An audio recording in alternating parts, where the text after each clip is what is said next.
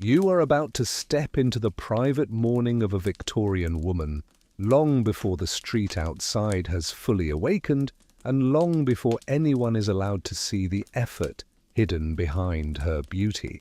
The room is still dark, the air is cold, and the mirror on the dressing table reflects only the trembling light of a candle, but already the day has begun with rules that no one needs to say out loud. Today you will enter this quiet room and follow the strange, delicate and sometimes dangerous rituals Victorian women used to appear beautiful, respectable, pale, controlled and worthy of being seen. You will see how beauty began with cold water, powder, brushes, pins, tight fabric, scented oils, and small private discomforts that were expected to disappear before the bedroom door opened. You will discover why pale skin mattered so much, why a narrow waist could change how a woman was judged, why hair was treated almost like a symbol of virtue, and why some beauty habits that looked graceful from the outside carried hidden risks beneath the surface. And as you move deeper into this world, you may begin to wonder whether Victorian beauty was really about attraction, or whether it was about obedience, class, marriage, and the quiet fear of being judged before speaking a single word. The first thing you notice is not the woman herself, but the silence around her, because in this hour before breakfast, beauty belongs to the hidden part of the house. A fire may not yet be strong enough to warm the room, and the water in the basin may be cold enough to make her fingers stiff, but she must still begin carefully, because the face she presents later will be read almost like a letter. Every mark, every shine, every loose strand of hair, and every sign of tiredness could suggest something about her character before she has been given the chance to speak. If you enjoy these quiet journeys through old rooms, forgotten habits, and the private lives people rarely wrote down honestly, you can stay with this channel and subscribe gently without rushing away from the story. I would love to read in the comments where this video has found you tonight, whether you are listening while trying to fall asleep, resting on a soft sofa in England in the evening, hearing this in Australia under the bright noon light, or watching from Japan while the afternoon slowly turns gold. Tell me where you are, what time it is, and whether this Victorian bedroom feels close enough now that you can almost hear the brush moving through her hair. Now the room becomes clearer, and you can see the dressing table properly, crowded with small objects that look harmless until you understand what they mean. There is a comb with fine teeth, a hairbrush worn smooth from daily use, a folded cloth, a little bottle of scent, a powder puff, a few pins, and perhaps a jar of cream whose ingredients would make a modern person pause before touching it. To you, these things may look like ordinary tools of grooming, but to a Victorian woman, they belong to a private performance that had to be completed before society entered the room. The day begins with the face, because the face is the first surface the world will inspect, and in the Victorian imagination, a woman's face was expected to reveal far more than mood or health. It was supposed to show refinement, modesty, gentleness, self-control, and a kind of delicate purity that people associated with the proper woman, even when real life was far less gentle than the ideal. But why did the simple color of skin, the softness of a cheek, or the neatness of a brow carry so much meaning in a world that claimed to value morality more than appearance? A pale complexion was one of the great quiet obsessions of Victorian beauty, not because paleness was only considered pretty, but because it carried social meaning. Pale skin suggested that a woman had not spent her days working under the sun, had not been roughened by outdoor labor, and had not been forced into the visible hardships of poverty. In a society deeply shaped by class, the face could become a silent announcement of where a woman was believed to belong, even if that announcement was carefully created with powder rather than truth. So before she thinks of ribbons, gowns, or jewelry, she may try to soften the natural color of her face with powders and washes meant to make the skin appear lighter and more delicate. Some women used rice powder or other relatively simple preparations, patting them gently over the skin to reduce shine and create the soft, pale surface that looked elegant in candlelight and respectable in drawing rooms. But the strangest part was not the powder itself, but why so many women felt they needed to look as though life had barely touched them. You can imagine her leaning closer to the mirror, not smiling yet because this is not the finished face meant for visitors.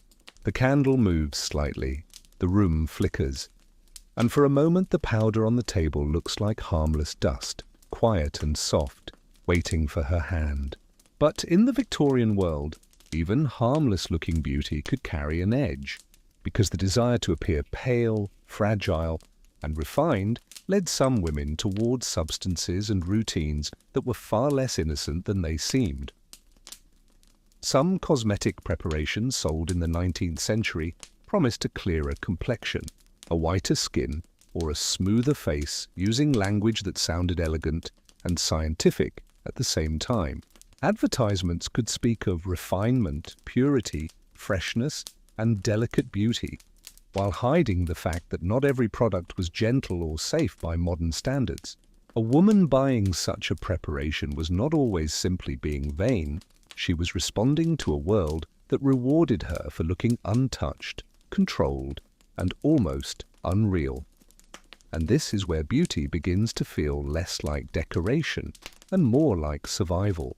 If a woman looked tired, flushed, sun-darkened, rough-skinned, or too visibly ordinary, people might not say anything directly, but they could understand enough to judge her place, her habits, her family, or her future prospects. The mirror did not only show her face, it showed her position in a society where appearance could open doors quietly or close them before she reached the handle. The next ritual is the washing, and it is slower than the modern mind expects, because water does not arrive by turning a silver tap with one lazy movement. In many Victorian homes, water had to be carried, heated, poured, and rationed, and the simple act of keeping clean could require the labor of servants, family members, or the woman herself. A full bath could be a serious undertaking, so the beauty of cleanliness often came from careful partial washing, done at the basin with cloth, soap, and patience. You stand beside her as she dips the cloth into the cold water and presses it to her face. Not with the relaxed ease of a modern morning routine, but with the awareness that the visible parts of the body matter most. The face, the neck, the hands, and sometimes the wrists are refreshed, because those are the places other people will see when gloves are removed, when tea is served, when a sleeve shifts, or when daylight falls across the skin. Cleanliness here is practical, but it is also symbolic, and that makes even the smallest gesture feel watched. But what happened to the parts of life no one could see? Beneath layers of linen corsetry, petticoats, stockings, and heavy dresses, the body itself lived in a warmer, more hidden world where sweat, discomfort, perfume, and fabric existed together in ways people rarely describe politely. Victorian beauty was often built around the visible surface, and the visible surface had to look calm, even when the body underneath was anything but calm. Now the scent of soap begins to mix with the faint smell of smoke from the fireplace, and the room feels less like a bedroom than a preparation chamber.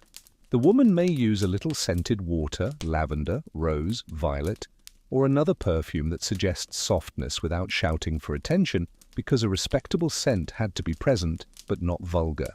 Too little fragrance could suggest neglect, but too much could suggest vanity, artificiality, or something socially suspicious. And that narrow line had to be walked carefully.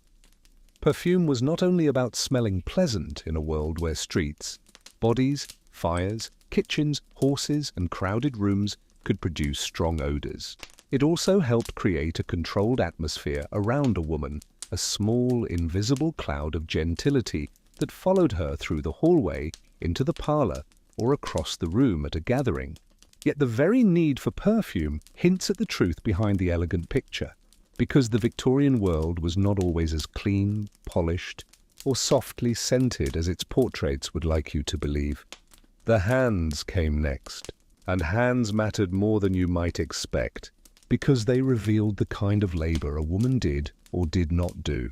Soft, pale hands suggested leisure, protection, and refinement, while roughened hands could betray work, hardship, washing, cooking, scrubbing, sewing, or service. A woman could not always change the life her hands had lived, but she could try to soften, cover, smooth, or disguise the evidence before anyone looked too closely. Gloves helped with this, and in Victorian society, gloves were more than accessories. They protected the hands from sun and dirt, completed the outfit, and placed a polite barrier between the body and the public world. But before the gloves went on, the hands might be rubbed with creams or homemade mixtures, because even concealed skin was expected to be prepared, and even hidden beauty had to serve the appearance of discipline. What looked graceful from across the room often began with discomfort no one was supposed to mention. A woman might spend time caring for hands that would later be trapped inside gloves, smoothing hair that would later be pinned tightly in place, and adjusting clothing that would make movement slower, breathing shallower, and rest more difficult. Beauty did not always announce itself as pain. Sometimes it appeared as 1,000 small inconveniences performed so regularly that they became ordinary.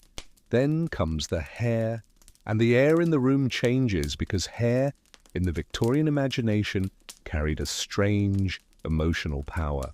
Long hair could suggest femininity, youth, health, romance, and even moral softness, yet it had to be controlled, arranged, and contained once a woman entered the public world. Loose hair might be intimate, private, or childlike, but carefully dressed hair belonged to the woman who understood that her body was never entirely her own display. You watch as the brush moves slowly from the crown to the ends, drawing the heavy hair down the back or over the shoulder, catching slightly where it has tangled during sleep. The sound is quiet, almost soothing, but the labor behind it is not small, especially when hair is long, thick, and expected to look clean, smooth, and properly arranged without appearing careless or wild. Each stroke seems peaceful, yet every stroke is part of a rule. Beauty must look natural, but it must never actually be left to nature. Hair oils, pomades, pins, pads, combs, ribbons, and sometimes false additions could help create the shapes that fashion demanded. The finished hairstyle might look soft and romantic, but it could require careful construction, hidden supports, and enough pins to make the scalp ache by evening. And once the hair was arranged, the woman had to carry it through the day as though it weighed nothing, as though the pressure at the temples and the tightness at the back of the head were not worth mentioning. The strangest thing about Victorian hair is that it was both deeply personal and highly public. A lock of hair could be kept as a sentimental keepsake, worn in jewelry saved after death or treasured as a symbol of love and memory, while the living woman's hair had to be arranged according to propriety and fashion. Hair could be intimate enough to mourn over and controlled enough to judge, which made it one of the most revealing parts of Victorian beauty. But why did something as ordinary as hair carry so much weight? Because in a world where women were often expected to communicate virtue through appearance, every visible choice became a kind of language. The smoothness of the hair, the neatness of the parting, the restraint of the style and the absence of disorder could suggest that a woman was not only attractive, but properly governed from the inside out. Now the body enters the ritual and the room becomes more serious. The corset waits not like a decoration, but like an instrument of shape, discipline, posture, and social meaning, lying across a chair or being lifted from a drawer with the quiet inevitability of something expected. To modern eyes, it may look like an object from a museum, but inside this morning, it is not a costume. It is part of how the woman is prepared to be seen. The corset did not exist only to make the waist smaller, though that is the image people often remember first. It helped create the fashionable silhouette, supported the body under heavy clothing, shaped posture, and signaled that the wearer belonged to a world where the body was trained into elegance. But when the laces begin to tighten, you understand that elegance here is not just seen. It is felt in the ribs, the back, the stomach, and the slow adjustment of breath. She may hold the bedpost or stand still while someone helps her, or tighten the laces herself with practiced motions that seem calm only because she has done them many times before. The fabric closes around the torso, the pressure builds, and the body is gradually persuaded into a shape that fashion has decided should look graceful. By the time the dress goes on, much of the work will be invisible, but the invisible work is exactly what allows the visible beauty to appear effortless. This is where the morning begins to feel less ordinary. A woman is not simply dressing herself, she is being shaped into an image that other people already know how to read. The narrow waist, upright posture, and controlled movement suggest refinement, but they also raise a quiet question. How much comfort could be sacrificed before beauty became another form of obedience? Not every woman laced her corset in the extreme way popular imagination sometimes suggests, and daily practice varied by class, age, health, and circumstance. Some wore corsets as ordinary supportive garments, while others pursued more dramatic silhouettes that could become restrictive and unhealthy. But even when the practice was moderate, the message remained powerful. The body was expected to participate in social order, not simply exist as it was. You can hear the small sounds in the room now, the pull of fabric, the whisper of laces, the shift of feet against the floor, and the careful breath taken after the first tightening. It is not a violent scene, and that is part of why it is unsettling, because many pressures in polite society did not need to be violent to be powerful. They were repeated daily, softened by routine, and made beautiful enough that no one had to ask whether they were fair. Once the corset is in place, the woman's movements change slightly. She may stand taller, not only because the garment encourages posture, but because the day now requires a certain bearing, a way of occupying space that looks controlled even in private. The body has been corrected before the world sees it, and that correction becomes part of the face she will wear outside the bedroom. But the corset alone is not the whole body's story. Beneath the dress there are layers, and each layer changes the way the woman moves, warms, sweats, sits, and walks through the day. Chemise, drawers, corset, petticoats, stockings, perhaps a bustle or crinoline depending on the period and fashion, all create a structure around the body that makes beauty feel architectural. You might think of clothing as something placed on the body, but in the Victorian world, clothing often built a second body around the first. The fashionable woman did not merely have a shape. She carried a constructed silhouette made from cloth, boning, padding, lacing, and the quiet cooperation of her own discomfort. And once that silhouette was complete, she had to move through doorways, chairs, streets, and social expectations as though this construction were perfectly natural. Now return to the face, because no Victorian beauty ritual stays in one place for long. The face may need a little more powder after the body has been dressed, because heat, effort, and tight clothing can bring color to the skin, and too much color may disturb the ideal of delicate control. A natural blush could be admired in theory, but the wrong kind of redness, too much warmth, or visible exertion could suggest embarrassment, labor, illness, or lack of refinement. Some women used rouge, though cosmetics carried complicated social meanings, especially in earlier parts of the Victorian period. Too obvious a painted face could be associated with actresses, sex workers, or women considered morally questionable, while a completely unenhanced face might fail to meet the standard of delicate beauty. So the trick was not simply to use or avoid cosmetics, but to appear as though nature herself had been kind in exactly the right way. This created one of the strangest rules of the age. Artifice was often necessary, but it had to pretend not to exist. A woman might powder her face, soften her lips, darken her lashes, arrange her hair, shape her body, and scent her skin while still being praised for looking naturally modest and pure. The performance had to disappear inside the result, because visible effort could be judged almost as harshly as visible imperfection. But what happens when a society demands beauty and then criticizes the tools used to create it? The woman is placed in a quiet trap, expected to look fresh without seeming painted, delicate without seeming weak, attractive without seeming eager, and fashionable without seeming vain. The mirror becomes a place of calculation, where every small choice must be balanced between desire, respectability, class, and fear. You can see her now using the smallest amount of color, perhaps not enough for anyone to accuse her of painting, but enough to make the face appear more alive. The gesture is delicate, almost secretive, because the difference between enhancement and impropriety could depend on who was looking, where she was going, and what kind of woman people already believed her to be. Beauty was not only about the face itself, it was about the story other people told after seeing it. The eyes also mattered, though not always in the loud way modern beauty culture might expect.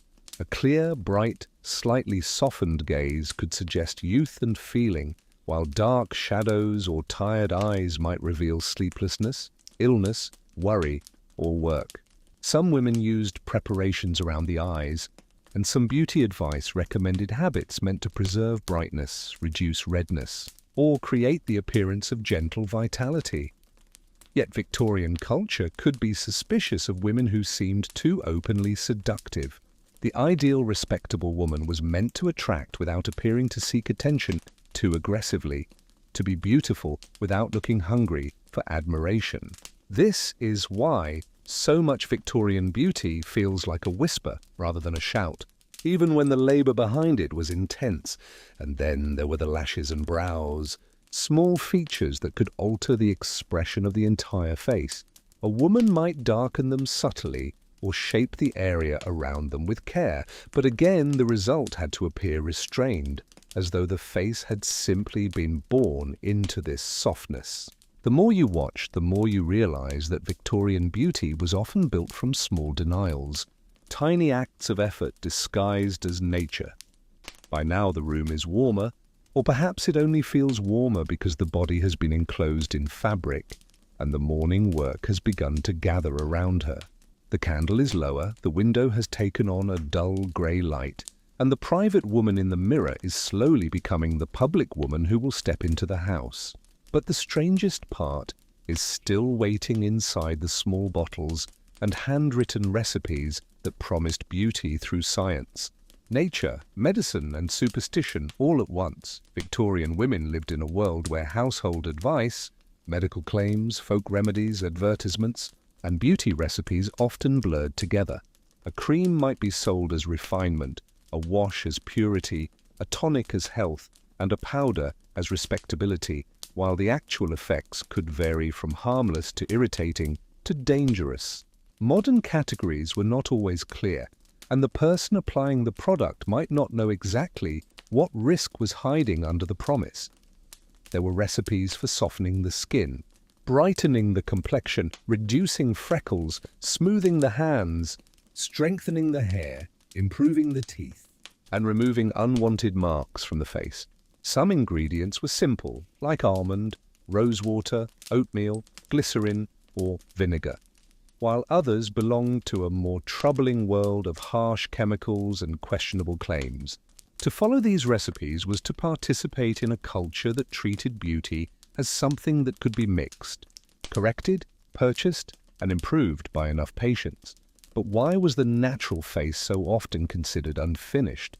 Perhaps because the Victorian woman was not expected merely to be herself. She was expected to become a readable version of the ideal. The face had to suggest virtue, the waist had to suggest control, the hair had to suggest femininity, the scent had to suggest refinement, and the clothes had to suggest social order.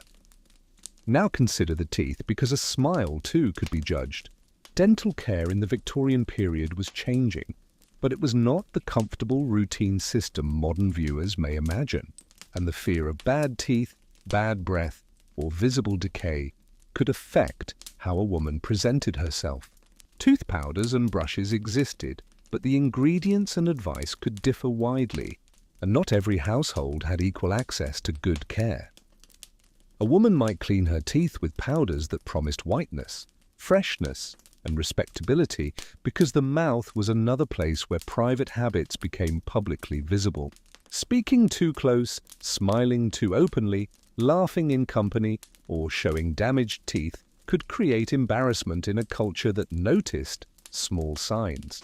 The ideal woman did not simply look beautiful from a distance. She was expected to remain acceptable under closer inspection, yet the mouth also had to be controlled emotionally. Too much laughter, too wide a smile, too bold an expression, or too open a display of feeling could be criticized depending on setting and class. Beauty was not just the arrangement of features. It was the management of expression, the careful training of the face to reveal enough feeling to be charming, but not enough to be judged uncontrolled. You begin to understand that the Victorian beauty ritual did not end when the cosmetics were put away. It continued in posture, speech, movement, facial expression, and the ability to hide physical discomfort under social grace. A beautiful woman had to keep performing after the mirror was gone, and perhaps that was the most exhausting part of all. By the time she steps away from the dressing table, the bedroom has changed from a private chamber into the backstage of a social performance. The basin is used, the powder has settled, the brush has gathered loose strands of hair, and the corset has taken its place beneath the clothing where no polite conversation will mention it. Everything visible now depends on something hidden, and that hidden labor is what gives Victorian beauty its strange, haunted feeling. But before the door opens, there is one more thing to understand. Beauty did not look the same for every Victorian woman because class shaped nearly everything, from the products a woman could buy to the amount of time she had to prepare herself.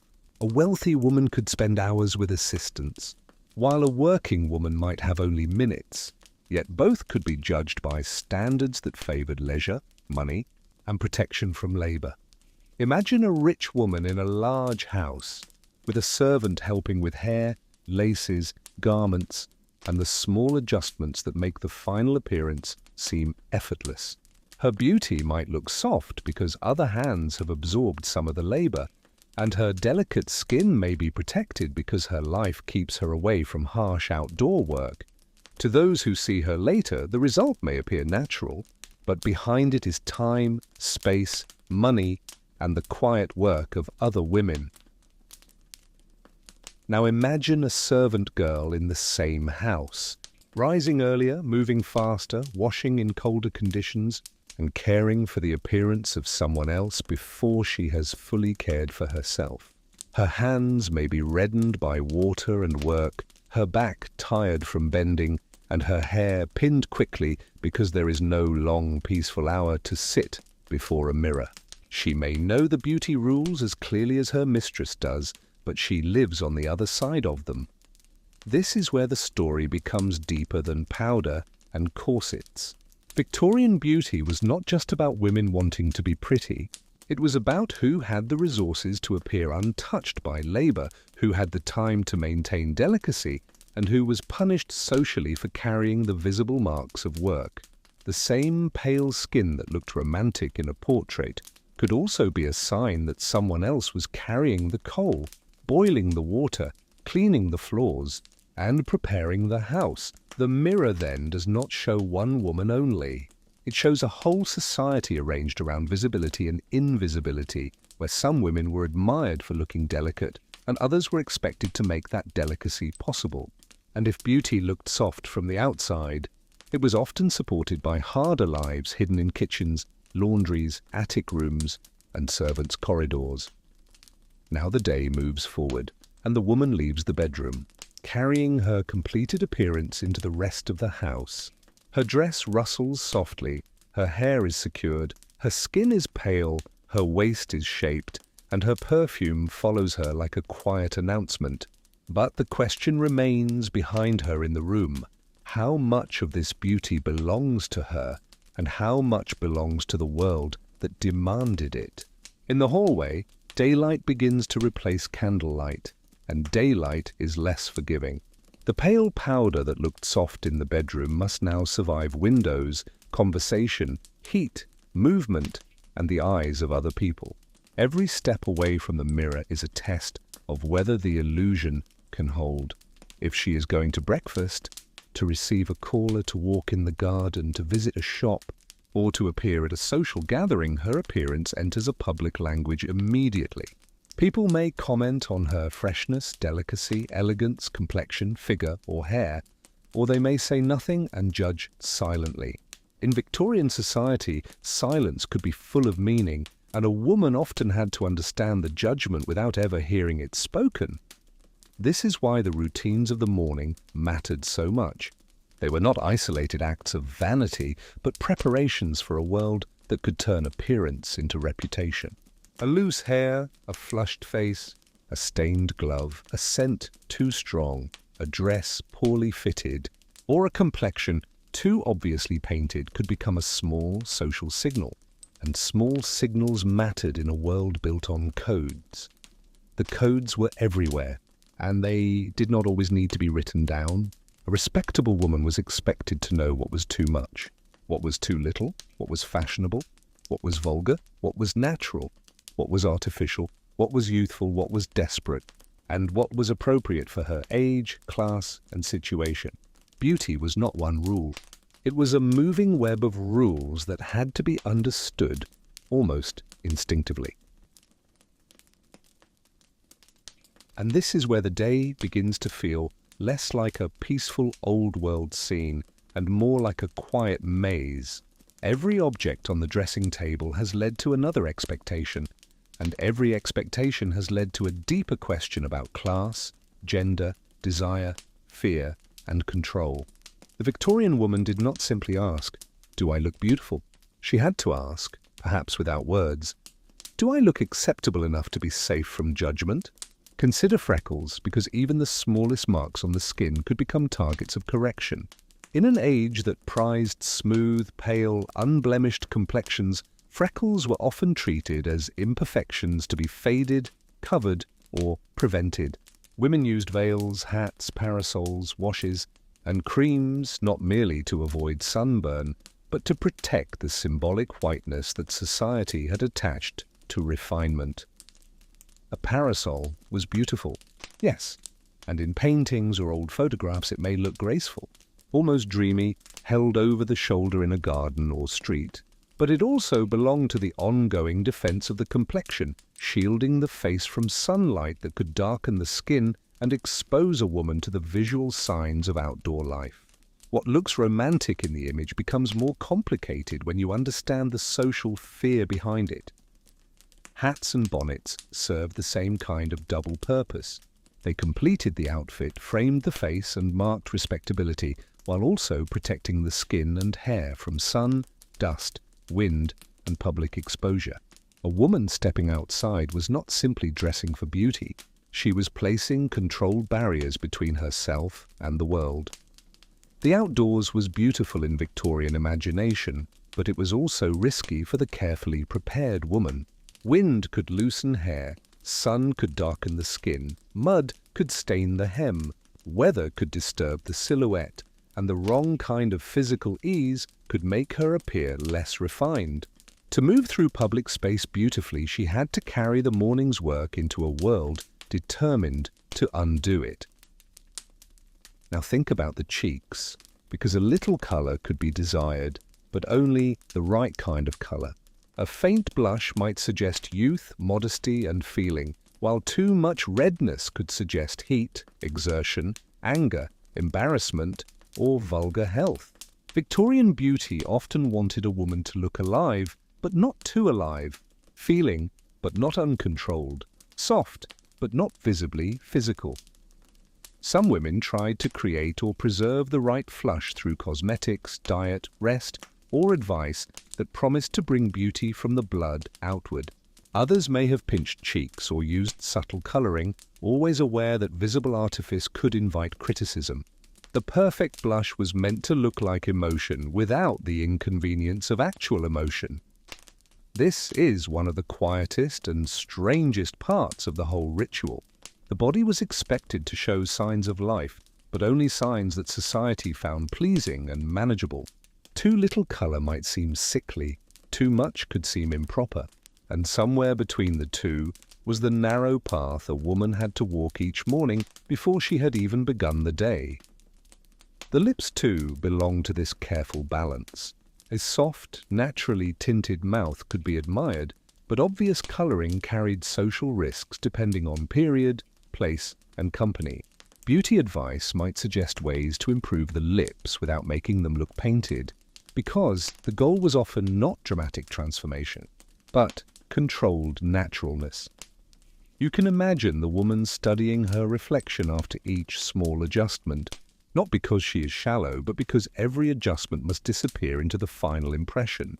The powder must not look like powder, the color must not look like paint, the waist must not look like suffering, and the hair must not look like a battlefield of pins. The more work she does, the less work she is supposed to appear to have done. By late morning, if she is fortunate, she may sit in a parlor where the light is filtered through curtains and the room is arranged to flatter the life it contains. Polished furniture, patterned carpets, framed pictures and soft fabrics create a setting where beauty looks natural because everything around it has also been carefully staged. A Victorian woman's appearance did not exist alone. It was part of a whole domestic theatre of respectability. But if you look closely, the performance is never still. She must sit correctly in clothing that restricts her, speak with control, manage her expression, protect her gloves, maintain her hair, and avoid any movement that might disturb the image created in the morning. Beauty continues quietly in every gesture, and every gesture requires attention. This is why the old portraits can be misleading. They show the finished surface, the dress, the smooth hair, the pale skin, the calm hand, and the composed mouth.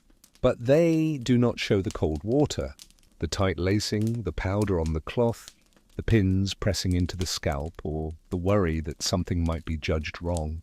The portrait gives you the answer, but not the cost of the answer. And still many women found pleasure in these rituals too, because history is never simple enough to be only oppression or only vanity. A ribbon could delight, a scent could comfort, a hairstyle could express taste, and a beautiful dress could give a woman a moment of confidence in a world that limited her choices. The same object that restricted her might also help her feel visible, admired, or prepared. That is the uneasy truth of Victorian beauty. It could be a cage, but it could also be a language, a tool, a pleasure, a protection, and sometimes one of the few socially approved ways a woman could shape how others saw her. To dismiss it as foolish would be too easy, because inside these rituals were real women making choices inside limits they did not create. Now the story deepens again, because beauty did not end with youth. Victorian women had to face aging in a culture that often prized delicacy, freshness, and a certain kind of youthful softness, especially for women expected to marry or remain socially desirable. Lines, dullness, grey hair, and changing shape could feel not only personal but social, because a woman's value was often tied too closely to how she appeared. Hair dyes, skin treatments, complexion restorers, and beauty advice promised to delay or disguise signs of age, sometimes using methods that modern viewers would find risky or strange. The desire was familiar, but the tools belonged to another world where regulation was weaker, claims were bold, and the line between medicine and cosmetics could be dangerously thin. What makes it haunting is not that women feared aging, but that the culture around them often gave them reason to fear it. Aging changed the way the mirror spoke. A young woman might look into it and wonder whether she was pretty enough to be admired, while an older woman might wonder whether she was becoming invisible or judged for trying too hard to remain visible. Beauty was not only a morning routine, it was a lifelong negotiation with time. And what about illness, exhaustion, or grief? Victorian beauty ideals did not always leave much room for the real body, the body that slept poorly, mourned deeply, worked too hard, gave birth, recovered slowly, or lived through pain. Powder could soften the face, clothing could shape the body, and perfume could cover the room's heaviness, but not every truth could be hidden forever. Still, the woman prepared herself. She prepared herself because visitors might come, because family expected it, because class required it, because marriage prospects depended on it, because habit held her in place, or because she herself found meaning in the ritual. Even when beauty was difficult, it gave structure to the day, and structure can feel comforting in a world where women had limited control over so many larger things. By afternoon, the first signs of wear begin to appear. The hair may loosen slightly, the powder may settle differently, the corset may feel more present as the hours pass, and the perfume may fade into the warmer scent of fabric and skin. The woman who looked freshly arranged in the morning now carries the history of the day on her body, even if she tries not to show it. This gradual undoing is part of the hidden story of beauty. The morning creates an ideal, the day slowly challenges it, and the woman must repair, adjust, conceal, or endure the difference between the image and the body underneath. Beauty is not a single moment in the mirror. It is maintenance across time. Perhaps she touches her hair discreetly when no one is watching, checks a glove, smooths a skirt, adjusts her posture, or notices the pressure of a pin that has become impossible to ignore. These tiny movements are not dramatic, but they reveal the labor of remaining presentable. They show that the finished image is never really finished. Now imagine her at a social visit, sitting with other women who understand the same rules. No one may say aloud how tight the clothing feels, how long the hair took, how much powder was used, or how carefully the face was arranged before leaving home. But each woman can read the others because they all know the language. A complexion may be admired with a polite phrase. A dress may be complimented, a hairstyle may be noticed, and the compliments may sound gentle. Yet underneath them is comparison, hierarchy, and awareness of who has succeeded in appearing effortless. Victorian politeness could make judgment sound like kindness, and this is where the elegance becomes mysterious. The room may be soft with curtains, china, tea, and low conversation, but beneath that softness are women who have spent their morning preparing bodies to meet expectations that are never fully spoken. The world looks calm because everyone inside it has learned how to keep certain discomforts private. By evening, the ritual shifts again because beauty must survive not only daylight, but gaslight, candlelight, dinner, conversation, and fatigue.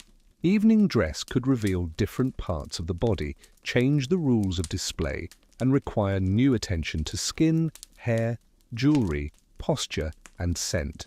What was respectable in the morning might not be enough for the evening, and what was elegant at night might be improper by day. This change tells you something important about Victorian beauty. It was not a fixed mask, but a system of appearances adjusted for time, place, company, class, and occasion. A woman had to know not only how to look beautiful, but how to look correctly beautiful for the exact moment she entered. Jewelry, when present, added another layer of meaning.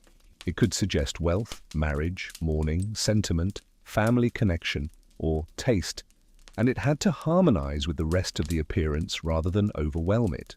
Even beauty's ornaments carried social codes, and the woman wearing them had to understand whether she was communicating refinement or excess. Morning dress creates one of the most striking examples of beauty and social rule meeting in the same garment. In Victorian culture, mourning could involve elaborate expectations around black clothing, veils, jewelry, fabrics, and stages of grief made visible through dress. A woman could be judged not only for how beautiful she looked, but for how appropriately she displayed sorrow. Think about how strange that is. Even grief could be dressed, timed, shaped, and evaluated.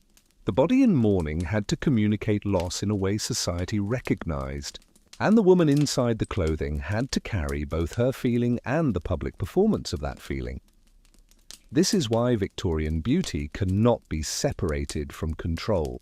It controlled color, shape, hair, skin, scent, hands, posture, youth, grief, and even the acceptable display of emotion.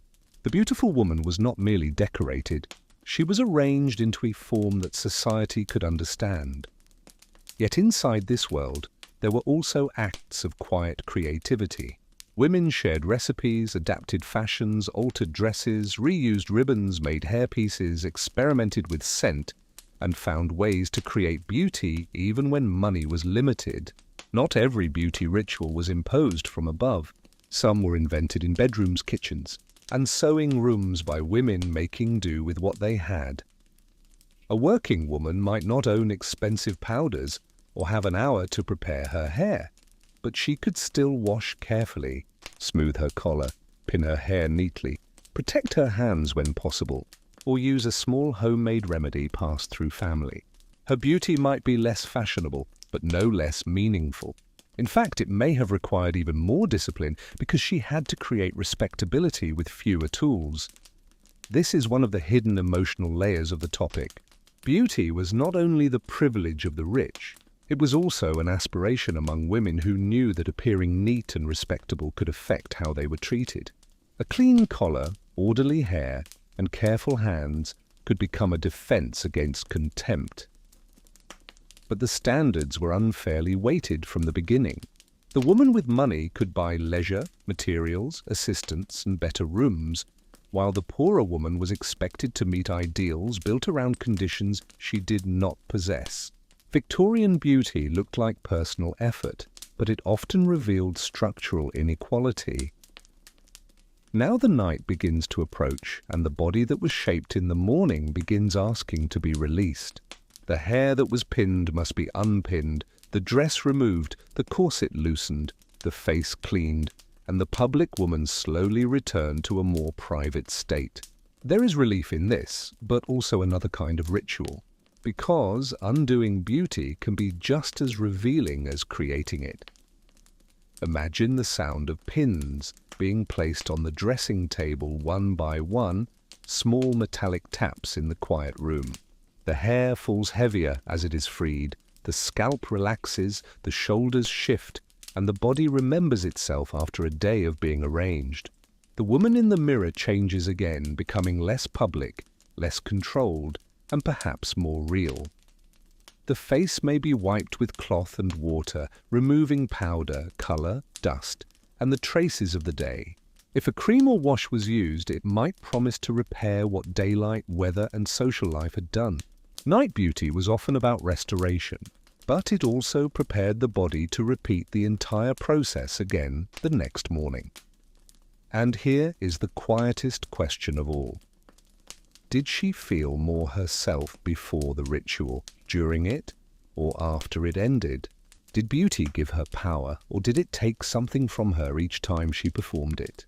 The answer probably changed from woman to woman, morning to morning, and room to room. You remain in the bedroom as the candle burns lower, and the objects on the table no longer look quite the same. The powder puff is not just powder, the brush is not just a brush, the corset is not just clothing, and the perfume is not just scent. Each object has become a small doorway into a world where femininity was trained, admired, restricted, and made visible.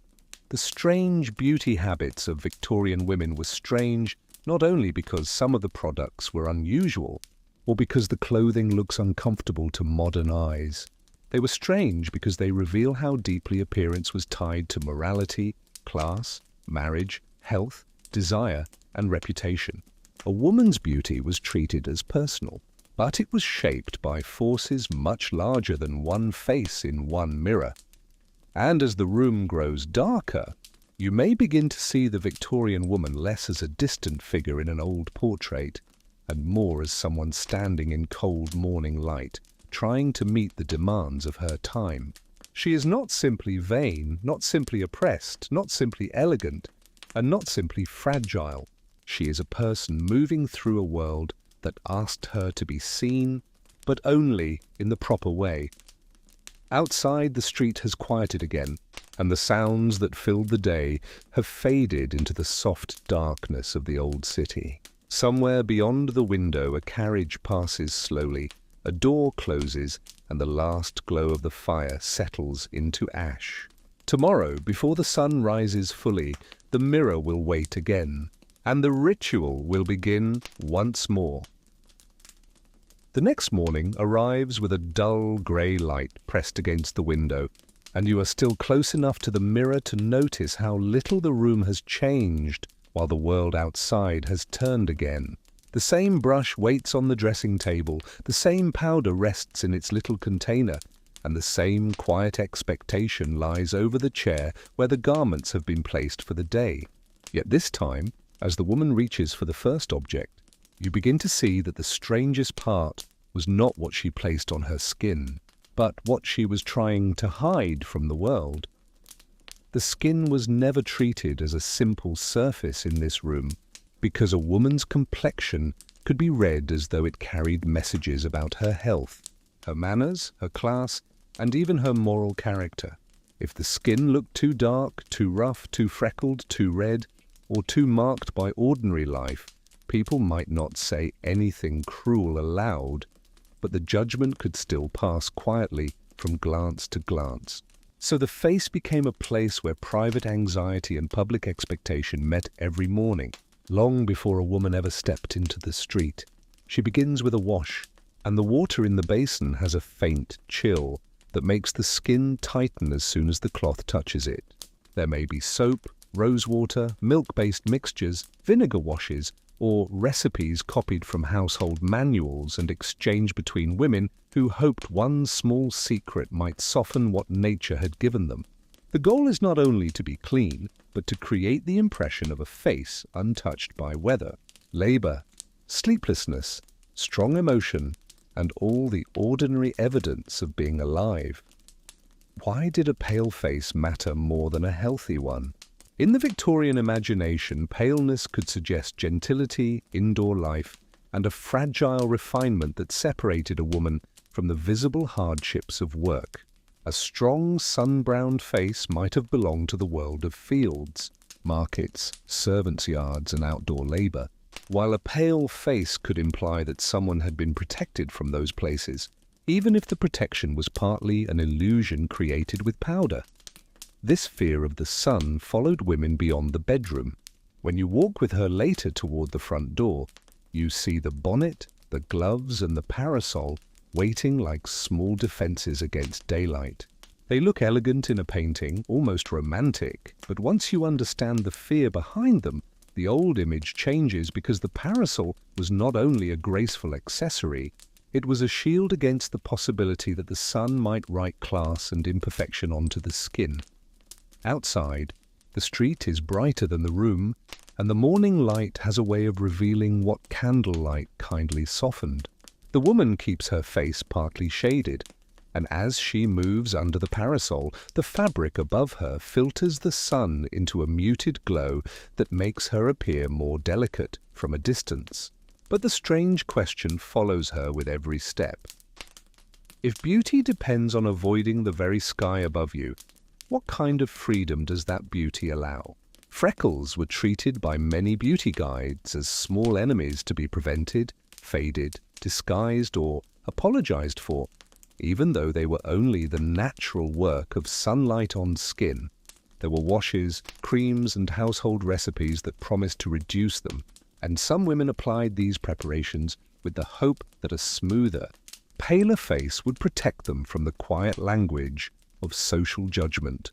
The more natural she was expected to look, the more carefully artificial the process became. Back in the room, the powder has its own soft smell, dry and faint, like something between starch, flowers, and dust. When she presses it lightly to her face, she is not trying to look theatrical. In fact, she is trying very hard not to look theatrical at all. That is one of the most difficult rules of Victorian beauty because the effort had to be real, but the evidence of effort had to vanish.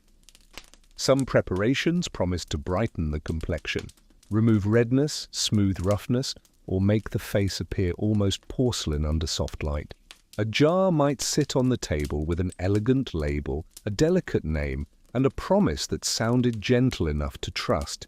Yet the ingredients behind such claims were not always as harmless as the language suggested. And this is where the beauty ritual becomes darker than it first appeared, because the marketplace understood that women could be sold not only products, but fears about their own faces. Imagine her walking into a shop where bottles and boxes line the shelves, each one offering a tiny correction to the body she already has. The counter smells of soap, perfume, paper, wax, and medicinal sharpness. And behind the glass are powders, tonics, creams, hair preparations, tooth powders, and complexion waters, all arranged as if beauty was something that could be purchased in orderly little containers. The woman may believe she is choosing freely, but the advertisements have already spoken to her insecurity before she enters. Those advertisements often promised more than a simple improvement. They sold freshness, youth, purity, refinement, social confidence, and the hope that no one would notice the ordinary marks of life. Who benefited from making women afraid of their own natural appearance? And who profited when a wrinkle, freckle, flush, or darkened complexion became a problem that needed a bottle? A wealthy woman could buy more of these promises, but she could also buy time, privacy, assistance, and better rooms in which to use them. She might have a dressing room filled with light, a maid to manage hair and clothing, and enough leisure to turn beauty into an extended ritual rather than a hurried necessity. When she appeared later with a smooth face and graceful manner, society might praise her refinement without acknowledging the money and labor that helped produce it. A poor woman lived under a different kind of mirror. She might have only a small, cracked glass, a cold basin, a shared room, and a few minutes before work, yet she was still expected to appear neat, modest, clean, and respectable. What happened to the women who could not afford to look delicate, especially when delicacy itself was treated as a sign of worth? You can see her now, not in the rich bedroom, but in a smaller room where the light is weak and the floor is less polished. She smooths her hair with water, rubs her hands quickly, checks her collar, and tries to arrange herself with the few tools she has before the day demands her body. Her beauty is not made from luxury, but from effort under pressure, and that effort may be invisible to anyone who judges only the final result. In the larger house, hair becomes a longer ceremony. The brush moves again and again through heavy strands, and the sound is soft enough for sleep, though the work itself takes patience and care. Victorian hair was not simply decoration. It could suggest femininity, virtue, youth, health, sentiment, and domestic respectability, which meant it had to be cherished in private and controlled in public. The length of a woman's hair could feel almost like a secret treasure, especially because loose hair belonged to intimate spaces rather than formal rooms. In the bedroom, it might fall down the back or over the shoulder, catching candlelight and making the woman look more vulnerable, more human, and less arranged. But before the door opened, that same hair had to be disciplined into a style that society would accept. Hair oils and pomades could make the hair smoother, glossier, and easier to control, while pins held the finished shape in place with a firmness that could grow uncomfortable as the hours passed. The woman might add pads, rolls, false pieces, or saved hair to create the fullness fashion required, making the final style appear abundant even when nature had not provided enough. But there was one beauty secret Victorian women rarely admitted aloud. The most natural-looking hair in the room might have been carefully constructed from hidden supports, borrowed volume, and patient deception. The dressing table begins to look more crowded now, because the objects for hair alone form a small world of their own. Combs, pins, brushes, oils, ribbons, nets, and hairpieces lie beside the powders and creams, each one playing a role in turning a private body into a public image. What looked like elegance in the street often began as pressure in the bedroom, applied slowly by hand, pin by pin, until the woman could carry it as if it were effortless.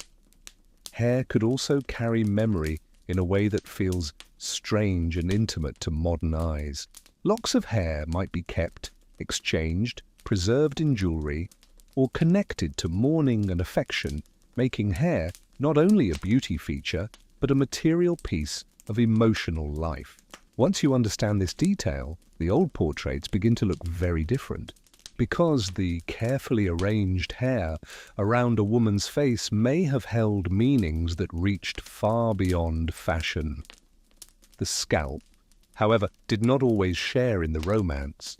A tightly pinned style could pull at the roots, heavy arrangements could become tiring, and oils or preparations might build up in ways that made washing more complicated than the finished image suggests. The woman sitting calmly in the parlor with perfect hair may already be waiting for the private moment when the pins can finally come out. Now you move with her toward the day's social rooms, where scent becomes part of the invisible costume. The perfume she wears is not loud, because respectable fragrance must remain close to the skin and clothing, noticeable only when someone is near enough to enter her personal space. A little lavender, violet, rose, or other delicate scent can suggest refinement, but it also hides a truth about a world filled with coal smoke. Horses, damp streets, crowded rooms, warm fabric, and bodies enclosed in layers. The Victorian world often looked polished in memory, but it did not smell like a museum.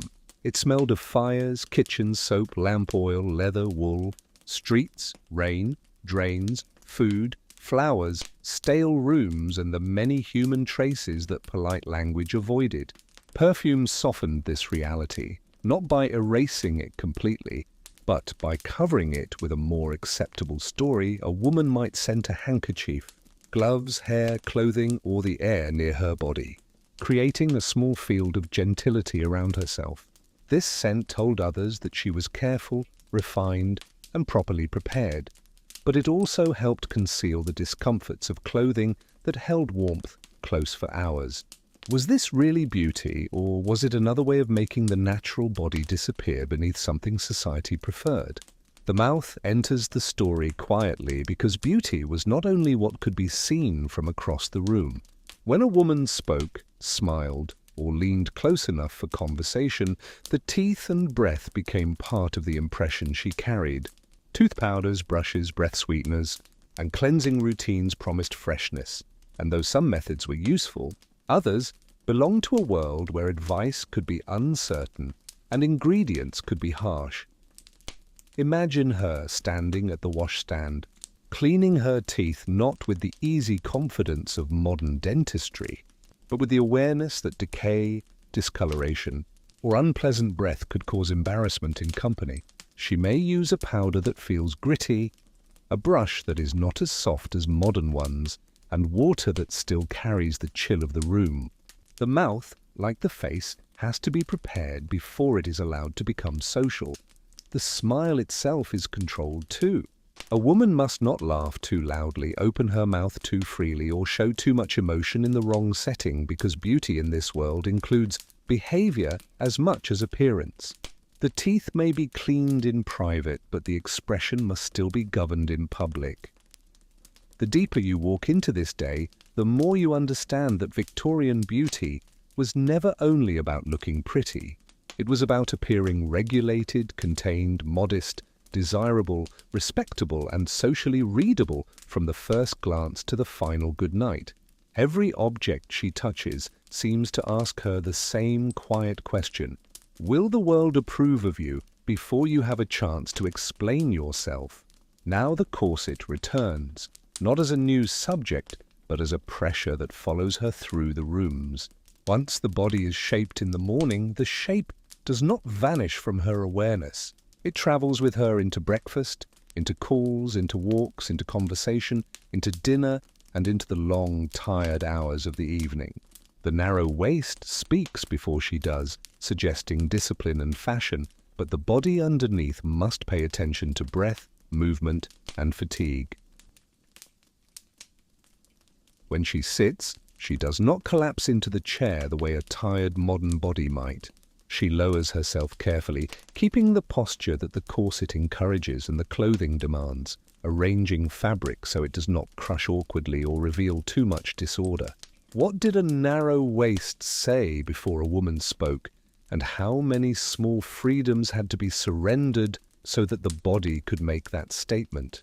Breathing may be shallower, movement may be slower, and bending may require planning, yet the finished image must never look like struggle. In polite company, discomfort must be translated into grace, and limitation must be made to seem like elegance. That is perhaps one of the strangest skills Victorian beauty required, not merely enduring the form, but making the endurance invisible. The fabric itself has weight, and as you walk beside her through the house, you begin to hear the small sounds of the dress. There is the whisper of skirts, the soft pressure of layers, the faint pull at the waist, and the careful movement of sleeves and cuffs as she reaches for a cup or adjusts her position. Each sound is quiet, almost soothing, yet together they remind you that her appearance is not weightless. In summer, the layers could become warm and tiring. In winter, they could be protective, but still restrictive. A dress could be beautiful and burdensome at the same time, admired by others while felt by the wearer as heat, pressure, weight, and constant management. The public eye saw the silhouette, but the woman inside felt the mechanics. At a gathering, the difference between rich and poor beauty becomes painfully clear without anyone naming it. The wealthy woman's dress may fit better because it was made for her body. Her gloves may be fresh, her hair carefully arranged, her skin protected, her scent expensive, and her rest visible in the softness of her face. The poorer woman may be judged by the same ideal even when her life gives her fewer materials, less sleep, rougher work, and far less time to prepare. The injustice is quiet, which makes it easy for polite society to ignore. A rough hand can be treated as a personal failure rather than the result of labor, and a plain dress can be read as lack of taste rather than lack of money. Victorian beauty often pretended to measure femininity, but it also measured access. You can follow a servant through the back of the same house and see another version of the morning entirely. She helps arrange someone else's hair, fastens someone else's dress, carries water, tends fires, handles laundry, and makes refinement possible with hands that grow tired before her own appearance has been considered. The mistress's beauty may be praised in the front room, while the labor that helped create it disappears through the servant's door. And yet the servant also knows the rules. She knows what neatness means, what hair should look like, how a stain can change the way a person is treated, and how even small signs of disorder can invite correction. Her own beauty must be practical, quick, modest, and restrained, because she is not allowed the same kind of display as the woman she serves. This contrast makes the whole beauty ritual feel more haunted. The same brush that creates elegance in one room may represent unpaid exhaustion in another, and the same pale skin that suggests refinement may depend on someone else carrying the roughness of the household. The old world becomes less dreamy when you notice whose hands are reddened so another woman's hands can remain soft. Later, in the shop window, beauty returns as an advertisement. Printed words promise miracle complexions, shining hair, delicate hands, sweet breath, youthful skin, and the restoration of charms that time, weather, work, or illness may have taken away. The language is gentle, but beneath it is a sharp understanding of female fear. An advertisement does not need to say, "You are not enough," when it can say, You could be more admired. It does not need to say, you are aging, when it can promise freshness, brightness, and restoration. The message is quiet, but the woman reading it understands exactly where the wound is meant to be. You stand beside her as she pauses before the printed card, and for a moment the street around you seems to dim behind the promise.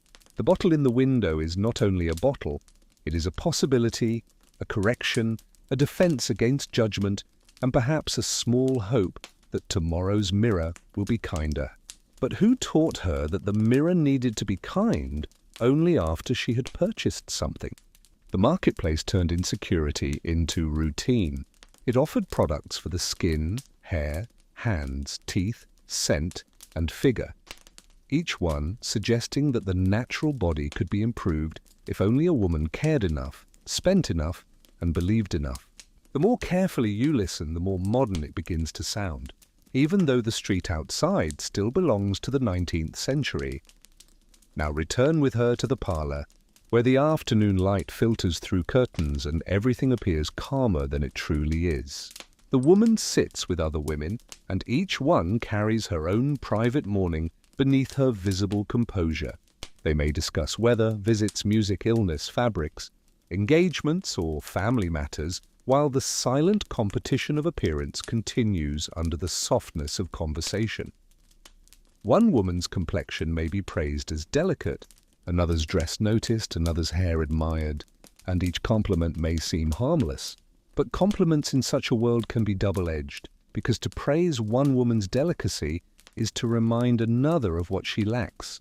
Under the gentle voices, comparison moves like a draft beneath the door. The face must remain calm through all of this. Too much pride in a compliment would be improper, too much embarrassment might draw attention, and visible discomfort would disturb the image of grace. The beautiful Victorian woman had to know how to receive judgment without appearing to feel judged. This is why beauty could become emotionally exhausting even when nothing dramatic happened. The day might contain no scandal, no insult, no open cruelty, and yet a woman could still spend hours managing how she was seen. Pressure does not always arrive as a shout. Sometimes it arrives as a room full of polite people noticing everything. As the afternoon wears on, the body begins to tell the truth that the face has been hiding. The corset feels tighter, the hairpins press harder, the powder has shifted, the gloves have warmed, and the scent has faded into something closer to the real body beneath the layers. What looked fresh at breakfast now has to be maintained through will and habit. She may excuse herself briefly, step into another room, and check the mirror with a quick, practiced glance. A small adjustment to the hair, a touch to the face, a smoothing of the bodice, a careful look at the gloves, and the performance is repaired before anyone notices it failing. The ritual is not one morning event. It is a series of quiet rescues across the entire day. There is something almost tender in these private repairs. They show that the woman is not a painted figure from history, but a tired person trying to remain acceptable in a world that gave her little rest from being seen. The more you watch, the more the old idea of effortless beauty begins to disappear. Now think of the woman who is preparing not merely for a day at home, but for the possibility of marriage. In Victorian society, beauty could affect courtship, and courtship could affect a woman's financial security, social position, family expectations, and future comfort. A pale face, controlled manner, graceful figure, and properly arranged appearance might not guarantee safety, but they could influence how others imagined her value. This makes the beauty ritual heavier. It is not only about admiration in a room, it may be tied to whether she is considered desirable, respectable, suitable, gentle, fertile, refined, or worthy of being chosen. When beauty becomes connected to survival through marriage, the powder on the dressing table no longer feels trivial. Was this really beauty, or was it a quiet test of obedience? A woman had to be attractive enough to be wanted, but modest enough not to seem vain, polished enough to be admired, but natural enough not to be accused of artifice, delicate enough to appear feminine, but strong enough to endure the rituals that made delicacy visible. The contradiction was not an accident, it was part of the cage. And still inside that cage, women made meaning. They chose scents they loved, treasured ribbons, learned hairstyles, enjoyed soft fabrics, shared remedies, and sometimes found pleasure in the artistry of transformation. To understand Victorian beauty properly, you must hold both truths at once. It could be pressure, and it could also be personal expression within a world of narrow permissions. As evening approaches, the light changes again, and gaslight or candlelight begins to soften the face in ways daylight never could. A complexion that looked too powdered in the morning might appear luminous at night, and a dress that felt heavy all day might glow beautifully in a room warmed by lamps. The old world becomes dreamy again, but now you know what the dream has cost. Evening beauty can be more elaborate, more theatrical, and more dangerous in its own way, because the rules shift with the occasion. A woman may reveal more of the neck or shoulders in an evening gown, wear more noticeable jewelry, arrange the hair differently, and apply scent with greater intention. Yet, she must still remain within the boundaries of respectability, because elegance and impropriety could sit closer together than anyone admitted. The skin at the neck and chest now matters, not only the face. It may be powdered or cared for to match the paleness above, creating the illusion that the whole visible body belongs to the same delicate ideal. But the parts revealed by fashion are only fragments, while the rest of the body remains hidden under structure, heat, and restraint. You can hear music in the distance now, perhaps from a drawing room, perhaps from a house where guests have gathered. The woman enters, with her appearance complete again, and for a moment she seems almost untouched by the long day behind her. But you know about the morning water. The powder, the corset, the pins, the careful walk under the parasol, the shop windows, the quiet repairs, and the fatigue she has been trained not to show. Once you know this, the old portraits stop being silent. The pale face no longer looks simply pale. It looks protected, powdered, judged, and prepared. The narrow waist no longer looks merely fashionable. It looks shaped by hands, laces, expectation, and breath. The glossy hair no longer looks like effortless femininity. It looks brushed, oiled, pinned, perhaps supplemented, perhaps aching beneath the elegance. The delicate scent you imagine around her no longer feels only romantic. It feels like a soft veil placed over the heavier truths of daily life. By night, when she finally returns to the bedroom, the mirror receives a different woman from the one it saw in the morning. Her face may still be composed, but the body has gathered the day's secret history, and the room seems to understand what the parlor never asked. The door closes, and with that simple sound, public beauty begins to loosen. The first pins come out of the hair, and each one releases a tiny part of the day. The hairstyle loses its shape slowly, not all at once, falling from social order into private weight. The sound of pins touching the table is quiet, but after everything you have seen, it feels almost like a confession. Then the hair falls more fully, and the woman's face changes in the mirror. Without the arranged style, without the public frame, she looks less like a Victorian image and more like a person returning to herself. Yet even this private self is not completely free, because tomorrow the same hair must be gathered again and made acceptable. The corset is loosened, and the change in breath is immediate enough that you can almost feel it in your own ribs. The body expands slightly, the shoulders settle, and the woman may pause without meaning to, simply because relief has arrived before sleep. What had looked like elegance all day now reveals itself as pressure removed one lace at a time. The dress is heavier when it comes off than it looked when she wore it. Fabric that seemed graceful in motion now lies across a chair like evidence, holding the faint scent of perfume rooms, weather, and the warmth of the body. The public woman has been taken apart, but not destroyed. She has only been folded away until morning. At the basin, the face is cleaned again. Powder, dust, color, and the day's small traces are wiped from the skin, and the cloth carries away the surface that others saw. The face beneath may be tired, flushed, marked, or ordinary, but it is closer to truth than the version that sat calmly through the afternoon. But even at night, beauty does not fully release her.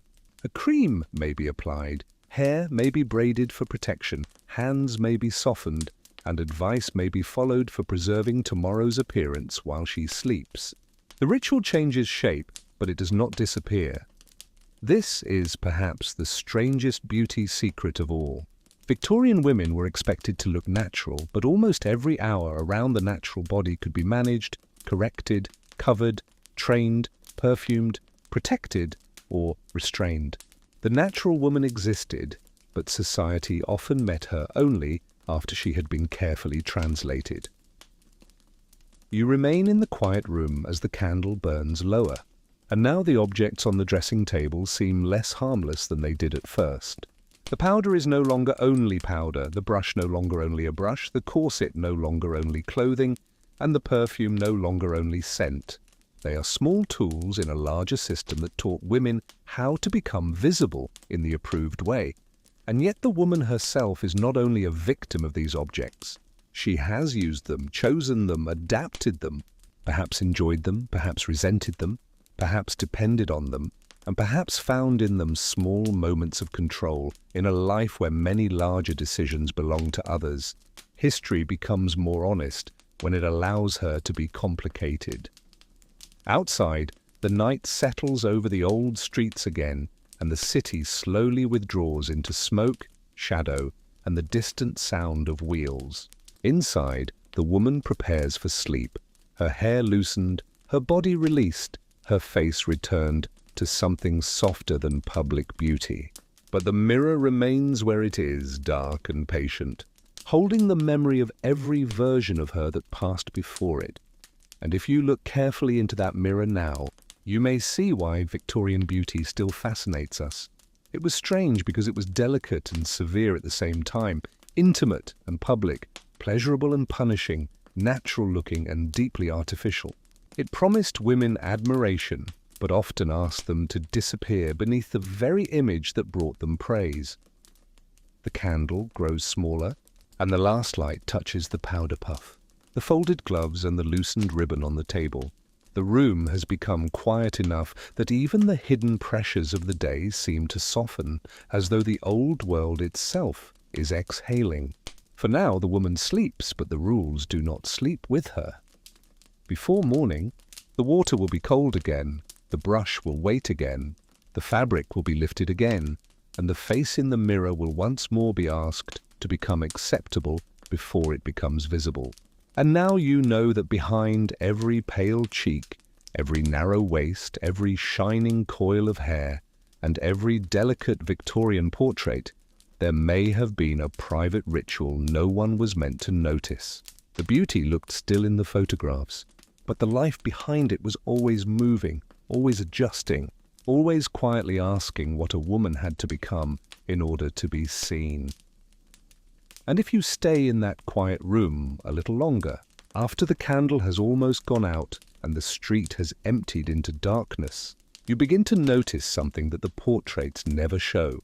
Beauty did not only happen in the morning, and it did not only happen when a woman stood in front of the mirror with powder, ribbons, or pins in her hands. It lived inside the whole rhythm of her day, inside what she ate, how she walked, how she avoided sunlight, how she sat in company, and how carefully she hid the signs that her body was simply human. The next layer of the ritual begins not with a brush or a bottle, but with fear of the skin changing over time. A woman could wash and powder her face every morning, but the outside world was always waiting to undo the illusion with sun, wind, smoke, cold, illness, and age.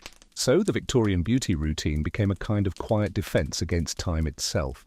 and every small mark on the face seemed to ask whether she was still protected, still desirable, still socially safe. You can imagine her standing near the window, looking at the pale morning outside without stepping fully into the light. The curtains soften the sun before it reaches her face, and even indoors, daylight feels like something to be managed rather than welcomed. A few freckles, a slightly darker forehead, or a roughness across the cheeks might seem harmless to you, but in her world, these little changes could feel like evidence that the body had wandered too close to ordinary life. This is why some women treated sunlight almost like a thief. It could steal the pale softness that suggested leisure, and it could leave behind small brown marks that beauty books described as flaws to be corrected. But the strangest part was not that women protected themselves from the sun. It was that society had taught them to fear a natural trace of living under the same sky as everyone else. In the street, the parasol becomes part of this quiet battle. It floats above her like a pretty object, trimmed with lace or fabric, moving gently as she walks past shop windows, iron railings, wet stones, and the slow traffic of the city. But beneath its graceful shape is a practical anxiety, because one careless walk in harsh sun might darken the skin enough to invite remarks, or worse, silent comparison. You follow her through a Victorian afternoon, and the street itself feels alive with things that could damage the appearance she worked to create. Dust lifts from wheels, smoke hangs in the air, rainwater gathers in uneven places, and the smell of horses, coal, and damp fabric travels through the crowd. Her gloves protect the hands, her bonnet frames the face, her parasol shields the complexion, and still, the public world seems determined to touch her. At a shop counter, she may ask quietly about a lotion for freckles or a wash for softening the complexion. The bottles stand in rows, each one labeled with a promise that sounds gentle, refined, and almost medical, as though the answer to beauty can be poured from glass onto cotton. The shopkeeper may speak with confidence, but you can feel the uncertainty beneath the polished words, because many Victorian remedies lived in the shadowy space between science, superstition, commerce, and hope. Some recipes told women to use lemon juice, vinegar, buttermilk, almond preparations, rose water, or other mixtures meant to brighten or soften the skin. Others were more aggressive, more irritating, and more dangerous, especially when the desire for whiteness and smoothness became stronger than caution. And once you understand how much women were asked to correct, the dressing table begins to look less like a place of vanity and more like a small laboratory of social pressure. The woman who buys the little bottle does not necessarily think of herself as foolish.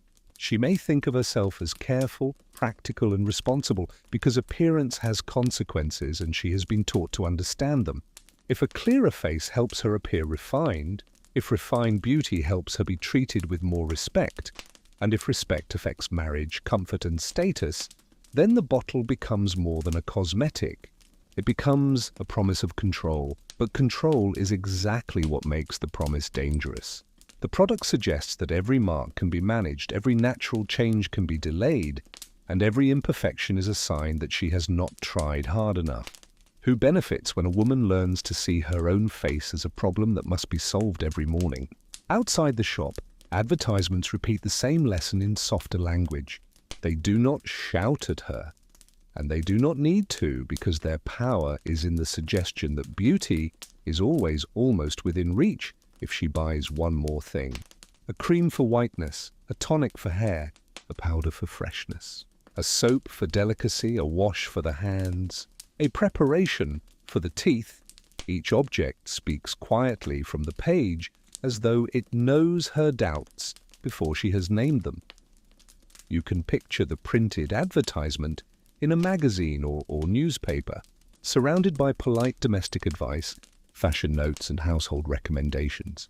The language is elegant enough to feel trustworthy, and the illustration may show a woman whose complexion is so smooth and calm that she barely seems touched by the world. But behind that drawing is a very modern kind of whisper. If you are not admired, perhaps you have not yet purchased the right transformation. And this is where the old world starts to feel unexpectedly close. The names on the bottles are different, the dresses are heavier, the rooms are darker, and the streets belong to horses instead of cars. But the fear being sold is familiar. The Victorian woman is not only buying powder, she is buying the hope that no one will see what she has been taught to hide. Now the scene shifts back to the house, where the body is prepared, not only from the outside, but through habits meant to preserve delicacy from within. Food, rest, digestion, color, and appetite were all tangled with beauty advice in ways that could feel strange when you look closely. A woman was expected to appear healthy but not hearty, delicate but not sickly, controlled but not lifeless. And this balance could shape how she ate as much as how she dressed. At the breakfast table, the body's needs meet the body's image. She might take tea, bread, eggs, fruit, or whatever her household custom allows, but the way she eats can be observed just as much as what she wears. A large appetite might be considered unfeminine in certain circles, while too little appetite could suggest fragility, nerves, or fashionable delicacy. And even food becomes part of the performance. You sit near the table and notice how controlled everything is. The cup is lifted carefully, the posture remains shaped, the gloves may be absent, but the hands still behave as though watched, and the mouth is never allowed to belong entirely to hunger. The body must be fed, but it must not appear greedy, physical, or uncontrolled, because even appetite has a social meaning. The connection between beauty and self-denial was not always stated openly. It lived inside compliments about delicacy, advice about moderation, warnings against excess, and the quiet admiration given to women who seemed light, composed, and restrained. Was beauty truly about looking pleasing, or was it also about proving that the body could be governed into obedience? By late morning, she may return to her room for another small adjustment. And this is where the face becomes a record of the day's first hours. A little warmth may have risen to the cheeks, the powder may no longer sit exactly as it did, and the lips may look drier from tea, conversation, or the cold air of the hallway. The correction is small, but it matters, because Victorian beauty often depended on these minor repairs remaining invisible. She touches the skin carefully, not wanting to add too much or disturb what already looks acceptable. The hand moves with practice, not with dramatic vanity, but with the seriousness of someone maintaining a delicate surface in a world that punishes disorder. The more natural the final result must appear, the more the woman must learn to edit herself without leaving fingerprints.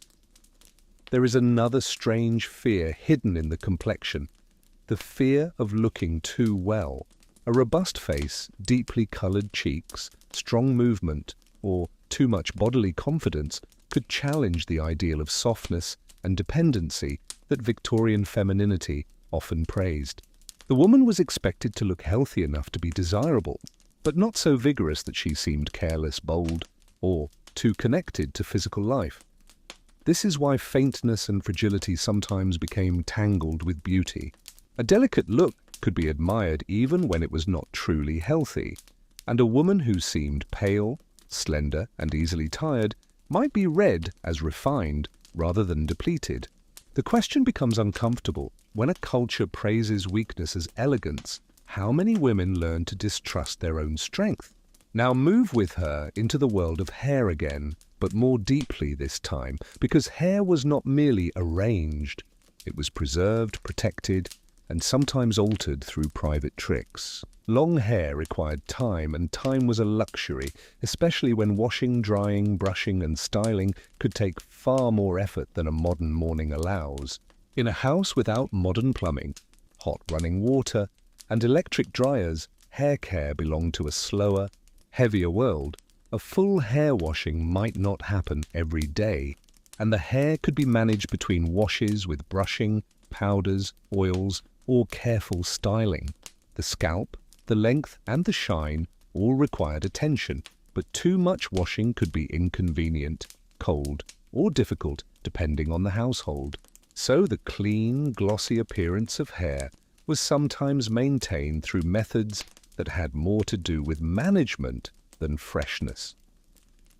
You hear the brush moving again, from root to end, over and over, distributing natural oils and smoothing the surface until the strands catch the light more evenly. The rhythm is quiet enough to soothe the room, but the repeated motion also reveals the labor behind what others would later call effortless femininity. Every stroke helps turn the private, sleeping body into a version of womanhood that society can admire from a safe distance. Hair oils could add shine, reduce frizz, and make the hair easier to shape, but they also carried scent and texture that modern viewers might not expect.